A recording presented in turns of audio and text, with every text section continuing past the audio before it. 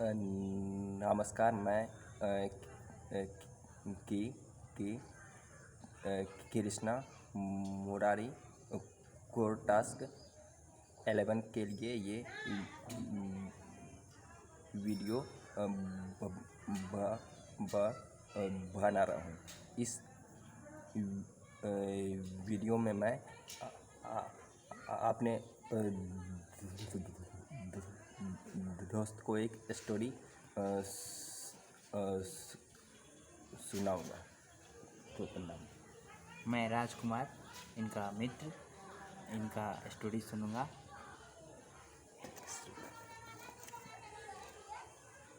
एक जंगल था। उसमें एक बहुत बड़ा तालाब था। जंगल के सभी जानवर इसी तालाब में पानी पीने आते थे। तालाब के किनारे एक बहुत पुराना पेड़ था। उस पर अकलू नाम का एक बंदर रहता था। वह बहुत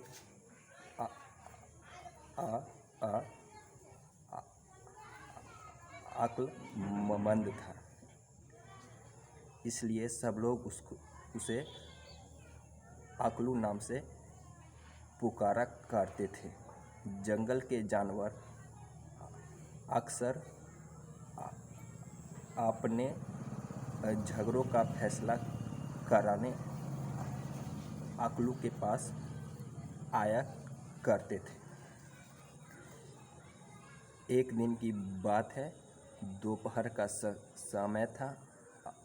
अकलू अपने पेड़ पे बैठा हुआ था। इसी बीच एक भैंस आई। वह तालाब में घुसकर नहाने लगी। बड़ी देर बाद वह तालाब से निकली तो उसकी देह में मिट्टी और कीचड़ लगा हुआ था। अकलू ने उसका यह रूप देखा तो बड़ी जोर से खी खी करके हंसने लगा।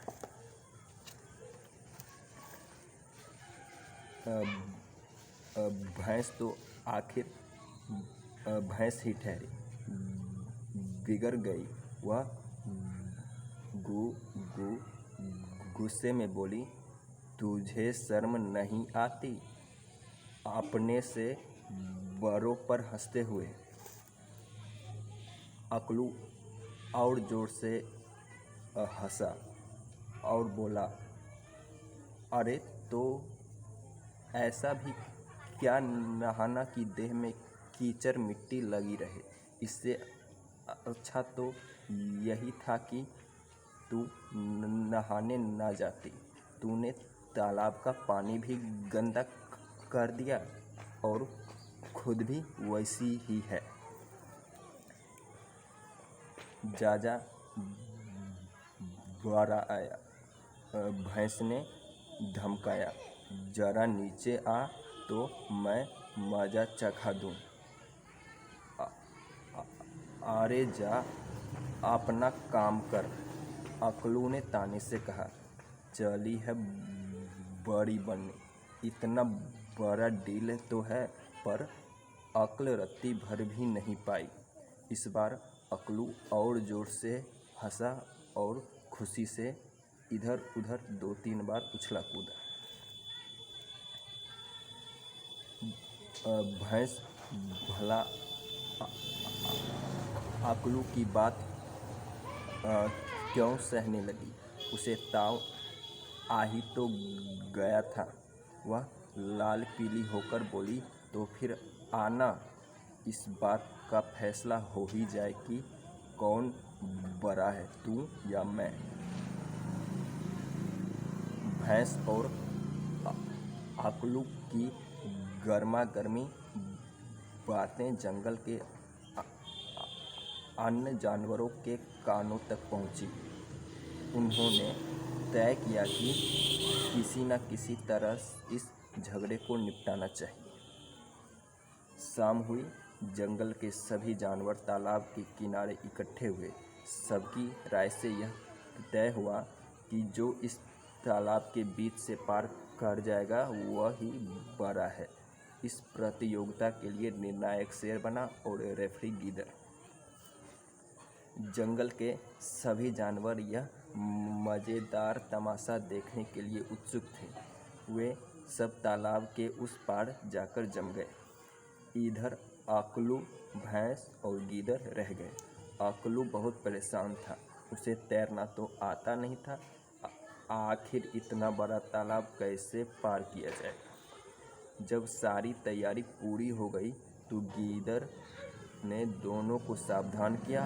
उसके हुआ करने पर दोनों को तालाब में तैरना शुरू कर देना था। अकलू की परेशानी बढ़ गई। दिल धड़कने लगा। घबराहट के कारण कुछ सूझता ही न था।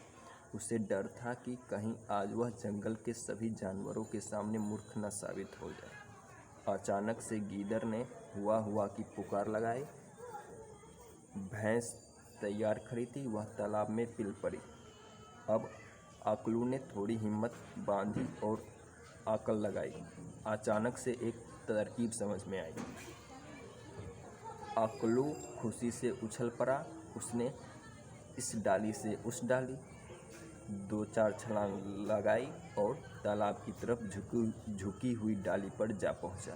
भैंस अभी थोड़ी ही दूर गई थी, बस अकलू वहीं से कूद पड़ा और धम से भैंस के पीठ पर जाकर बैठ गया। भैंस ने उसे गिराने के लिए 1-2 बार अपनी पूंछ चलाई, पर अकलू ने उसे भी पकड़ लिया। जंगल के जानवर अकलू की चतुराई देखकर चकित रह गए। वे अब यह देखने के लिए उत्सुक हो गए कि देखें कौन पहले पहुंचता है। भैंस किसी तरह धीरे धीरे किनारे पहुंची। अभी जमीन थोड़ी दूर पर ही थी कि अकलू फिर जोर से उछला और किनारे पर जाकर खड़ा हो गया।